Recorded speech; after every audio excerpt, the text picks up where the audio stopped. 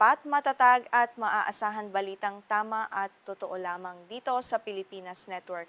Magandang araw sa ating mga kababayan sa Pilipinas at sa buong mundo. Huwag kalimutang pusuan ang video, sumubaybay at pindutin ang batingaw upang lagi kayong updated sa balita. Simulan na natin. Isang napakakritikal at mapanganib na yugto ang kasalukuyang kinakaharap ng buong daigdig dahil sa lumalalang tensyon sa pagitan ng Estados Unidos at Iran. Dalawang malalaking pangyayari sa geopolitika ang sabay na yumuyugyog sa pandaigdigang seguridad at ekonomiya sa mga oras na ito. Una rito ang direktang banta ng Tehran na posibleng targetin ang mga base militar ng Amerika sa loob mismo ng Europa. Kasabay nito, kinakaharap ngayon ni Pangulong Donald Trump ang matitinding balakid sa pagpapatupad ng kanyang malawakang digmaang pang-ekonomiya laban sa pamahalaan ng Iran. Ang mga kaganapang ito ay may napakabigat na implikasyon hindi lamang para sa mga bansang direktang sangkot, kundi maging sa ating lahat. Kapag nagpatuloy ang ganitong bangayan, labis na maaapektuhan ang pandaigdigang supply at presyo ng langis na mabilis ding mararamdaman ng bawat ordinaryong mamamayan. Higit sa lahat, lumilikha ito ng matinding panganib na makaladkad ang mga kaalyadong bansa ng North Atlantic Treaty Organization sa isang direktang labanan na maaaring lumawak sa iba pang panig ng mundo. Sa ating pagsusuri ngayon, hihimayin natin ang dalawang magkahiwalay ngunit magkaugnay na aspeto ng krisis na ito. Sa unang bahagi, titingnan natin ang malapitan ng sitwasyon sa Timog Silangang Europa, partikular sa Bulgaria, at kung paano naging mitsa ng panibagong banta ang isang base militar doon. Sa ikalawang bahagi naman, susuriin natin ang mga limitasyon ng mga parusang pang-ekonomiya ng Washington, ang epekto ng pagbabantay at pagharang sa karagatan ng Persian Gulf, at ang lumalaking pressure sa loob ng Amerika at Iran. Napakahalagang maunawaan natin ang buong larawan upang makita kung saan talaga patungo ang pandaigdigang sitwasyon. Nagsimula ang panibagong tensyon sa Europa nang magpasa ang parlamento ng Bulgaria ng isang resolusyon sa ilalim ng Defense Cooperation Agreement sa botong 136 laban sa 13. Sa pamamagitan nito, pinahintulutan ang militar ng Estados Unidos na pansamantalang mag-istasyon sa Besmer Air Base ng hanggang 8 KC-135 Stratotanker Aerial Refueling Aircraft at humigit kumulang 250 tauhang militar ng IS mula Hulyo 24 hanggang Oktubre 1, 2026. Ang hakbang na ito ay opisyal na isinagawa upang suportahan ang mga operasyon ng Washington sa gitnang silangan.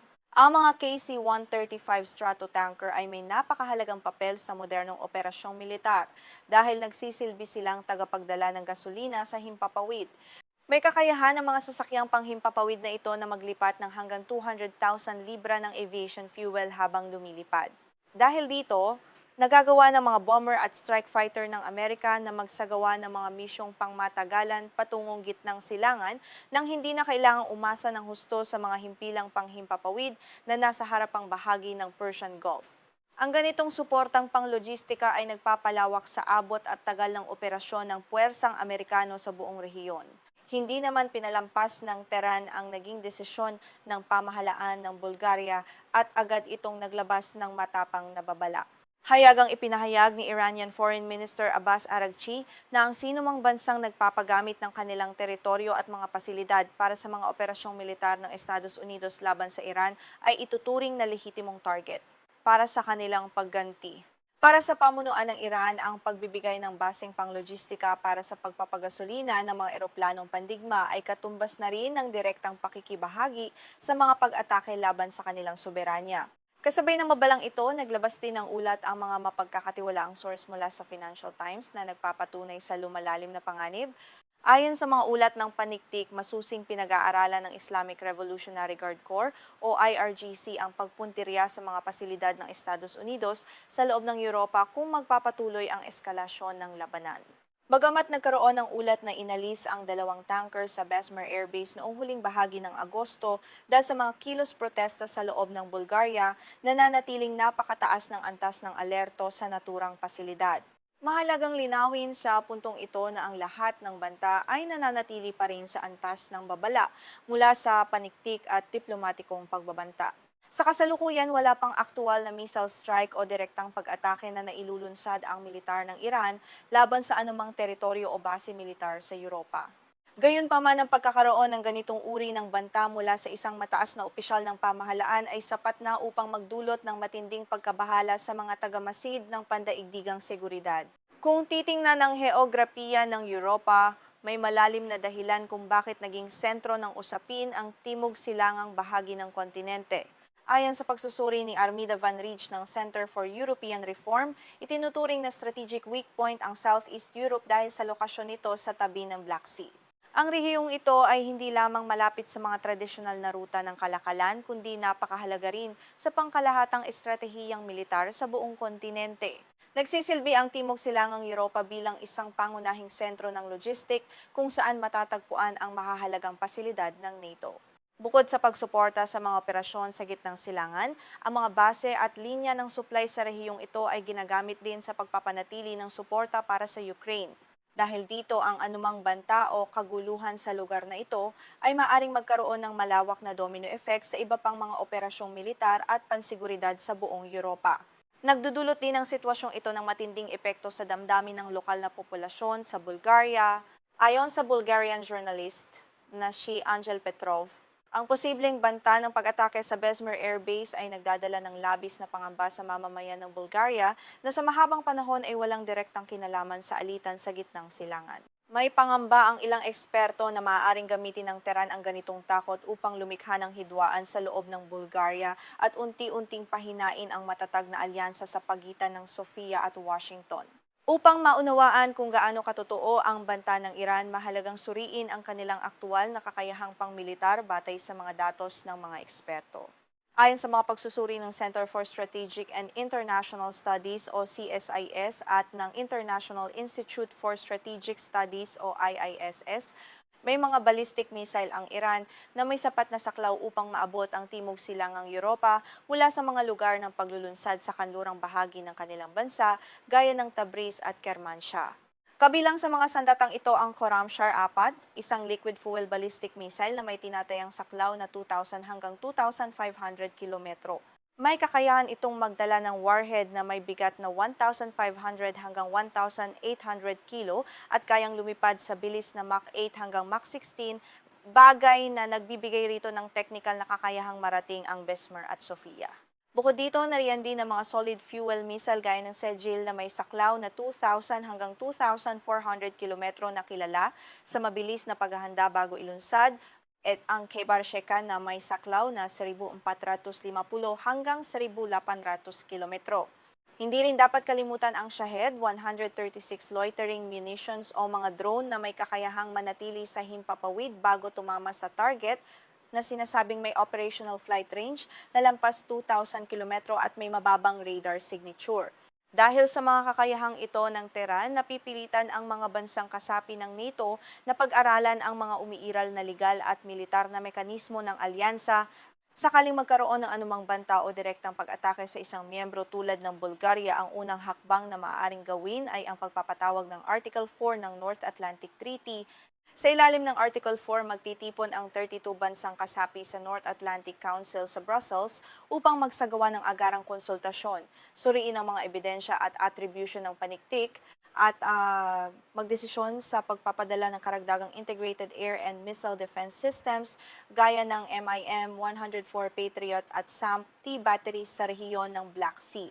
Subalit ang pinakamalaking panganib ay ang posibleng paggamit ng Article 5, ang probisyon para sa collective defense ng buong alyansa. Sa ilalim ng Article 5, ang isang armadong pag-atake laban sa isang miyembrong bansa sa Europa o Hilagang Amerika ay opisyal na ituturing na pag-atake laban sa lahat ng 32 kasaping bansa, alinsunod sa Article 51 ng United Nations Charter. Ang pag-invoke sa probisyong ito ay nangangailangan ng nagkakaisang pagsang-ayon ng lahat ng kaalyado, kung saan ang bawat bansa ay may diskresyon sa lawak ng suportang ipagkakaloob, mula sa tulong logistikal hanggang sa direktang pakikibahagi sa mga ganteng pag-ataking militar. Kapag naipatupad ang Article 5, tuluyan ng magbabago ang papel ng Europa mula sa pagiging tagamasid lamang tungo sa pagiging direktang kalahok sa digmaan laban sa Iran. Ayon sa babala ni Ali Bakir mula sa Middle East Council on Global Affairs, ang paglawak ng sagupaan lampas sa tradisyonal na sona ng labanan ay magdudulot ng isang malawakang krisis sa pandaigdigang seguridad at ekonomiya na hindi pa nasasaksihan sa mga nagdaang taon. Gayunpaman, ang banta ng pagganti sa loob ng Europa ay may kaakibat ding matinding panganib para mismo sa kapakanan ng Tehran. Ayon sa geopolitical analyst na si Hamid Hakimi, ang anumang uri ng pag-atake laban sa isang miyembro ng European Union at NATO ay maaaring magdulot ng tinatawag na diplomatic at strategic backfire. Sa halip na matakot ang mga bansa sa kanluran, maaari lamang nitong bigyan si Pangulong Donald Trump ng matibay na dahilan upang pagkaisahin ang buong Europa laban sa Iran, isang bagay na matagal nang naging mahirap buuin dahil sa magkakaibang pananaw ng mga pinunong Europeo ukol sa diplomasya. Sa kabila ng panganib na ito, may mga pagkakataon na ang mga panloob na pampulitikang dinamismo sa Tehran ang nagdidikta ng kanilang mga susunod na hakbang.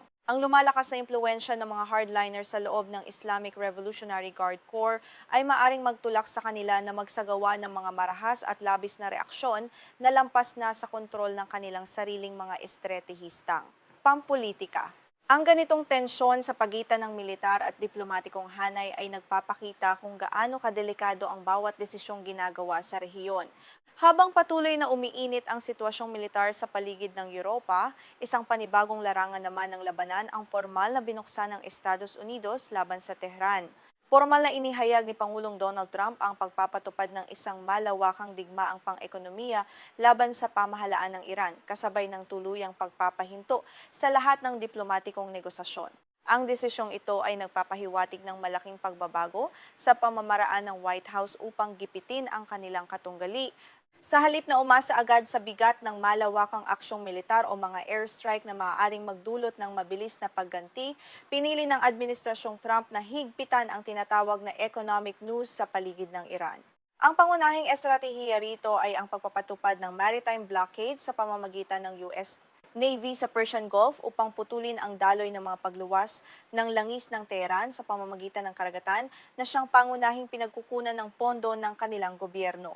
Upang maisakatuparan ang layuning ito, pinalalawak ng Office of Foreign Assets Control o OFAC ng US Treasury ang pagpapatupad ng secondary sanctions sa buong mundo. Kabilang sa kanilang mga pangunahing target ang mga independent refiners sa Shandong Province sa China na kilala bilang teapot refineries, pati na rin ang mga regional financial intermediary na nagpoproseso ng mga transaksyon gamit ang Chinese yuan o mga non-SWIFT payment channels.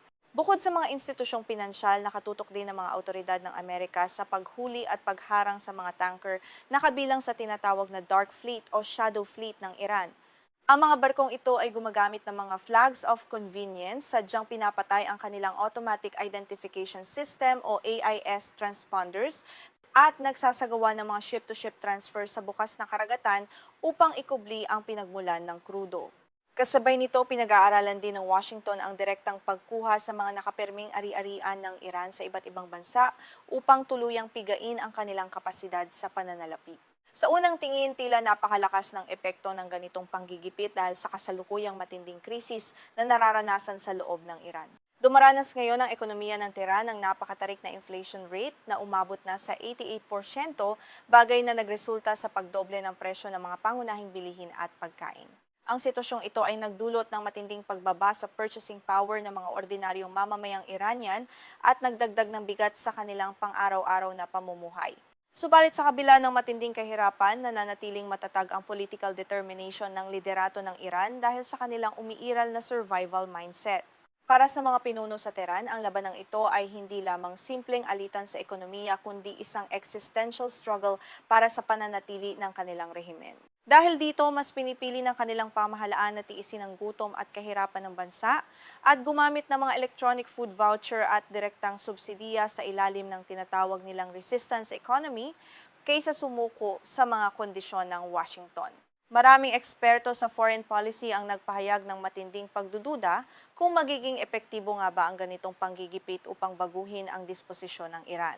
Ayon kina dating Ambassador James Jeffrey at Ali Baez ng International Crisis Group o ICG, sanay na ang pamahalaan ng Iran sa loob ng mahigit 20 taon na lumusot sa mga parusa ng kanluran sa pamamagitan ng shadow banking, barter deals, at mga third-party front companies sa Asia. Dahil sa matagal ng karanasan sa ganitong kalakaran, ipinaliwanag ng mga eksperto na walang tiyak na breaking point ang pamahalaan ng Iran na magtutulak sa kanila upang ganap na itaas ang puting bandila. Ang matigas na paninindigang ito ay lalo pang pinagtibay ng mga naging pahayag ng matataas na opisyal sa Tehran. Hayagang tinuya ni Iranian Parliament Speaker Mohammad Bagher Ghalibaf ang mga opisyal ng Administrasyong Trump, particular sina Treasury Secretary Scott Bessent at Defense Secretary Pete Hegseth, na aniya ay walang sapat na kakayahan at walang magiging bisa ang kanilang ipinapataw ng mga parusa. Ipinapakita ng ganitong retorika na hindi basta-basta yuyukod ang Iran sa ilalim ng economic coercion. Habang nagpapatuloy ang labanang ito sa ibayong dagat, isang mabigat na suliraning pampolitika sa loob ng bansa at pressure naman ang kinakaharap ni Pangulong Trump sa loob mismo ng Estados Unidos. Batay sa pinakahuling survey na isinagawa ng Reuters at Ipsos, bumagsak ang approval rating ni Trump sa 33%, nakatumbas ng pinakamababang tala sa kanyang buong termino bilang Pangulo. Sa naturang survey, 64% ng mga sumagot ang nagpahayag ng kanilang pagkadismaya sa pamamalakad ng administrasyon, bunsod ng lumalalang krisis sa gitnang silangan. Isa sa mga pangunahing dahilan ng pagkadismaya ng mga botante ay ang patuloy na pagtaas ng presyo ng gasolina at enerhiya sa mga gasolinahan sa Amerika. Labis itong ikinababahala ng White House at ng mga mambabatas mula sa Republican Party, lalo na at papalapit na ang midterm elections kung saan nakataya ang kontrol sa Kongreso. Mismong si Vice President J.D. Vance ang nagbigay diin sa kanyang mga pahayag na ang pagkakaroon ng mura at abot-kayang enerhiya ang nananatiling pinakamahalagang prioridad para sa kapakanan ng mga pamilyang Amerikano. Dahil dito, naiipit ngayon si Donald Trump sa isang napakakomplikadong sitwasyon sa pagitan ng mga patakarang panlabas at pangangailangang domestiko. Sa isang banda, hinihiling niya sa mga Amerikanong botante na magtiis muna sa mataas na presyo ng gasolina bilang sakripisyo upang mapigilan ang nuclear program at impluensya ng Iran. Sa kabilang banda, halos 18% ng publiko sa Amerika ang naniniwalang magiging matagalan pa ang alitang ito, bagay na nagpapaliit sa pasensya ng mga mamamayan sa patuloy na pagtaas ng gastusin sa pamumuhay. Dahil sa mga balakid na ito, masusing pinag-aaralan ng mga estratehista sa Washington ang kanilang mga susunod na hakbang upang maiwasan ang panibagong quagmire. Mahigpit na tinututulan ng mga security analyst gaya ni Fred Flates na dating Chief of Staff ng National Security Council ang pagpapadala ng mga sundalong Amerikano sa lupa o pagsakop sa Kharg Island dahil sa panganib ng walang katapusang labanan. Ang pagpasok sa ganitong uri ng direktang operasyon ay magdudulot lamang ng matinding pinsala at panibagong military quagmire sa rehiyon. Dahil sa limitasyong ito, naniniwala ang maraming estratehista na ang pagtitiyaga sa economic isolation at maritime pressure sa susunod na 30 hanggang 60 araw ang nananatiling pinakamainam na alternatibo para sa White House. Bagamat batid nilang limitado ang agarang resulta ng ganitong polisiya, itinuturing itong mas ligtas na opsyon kaysa sa isang malawakang komprontasyong militar na maaaring mawalan ng kontrol. Kung pagsasamahin natin ang dalawang pangunahing isyong ito, malinaw nating makikita ang kabuuang larawan ng isang marupok na equilibrium of pressure sa pagitan ng dalawang makapangyarihang bansa. Ang bawat hakbang ng Washington upang higpitan ang ekonomiya at pigilin ang oil revenues ng Tehran ay direktang nagtutulak sa Iran na gamitin ang kanilang asymmetric leverage. Kabilang sa mga sandatang ito ng Iran ang pagbabanta sa kaligtasan ng mga sasakyang pandagat sa Strait of Hormuz at ang pagpapalawak ng kanilang target radius patungo sa mga base militar ng Estados Unidos at mga kaalyado nito sa Europa. Ang ganitong takbo ng mga pangyayari ay naglalagay sa buong daigdig sa bingit ng sabay-sabay na krisis sa enerhiya, ekonomiya at seguridad.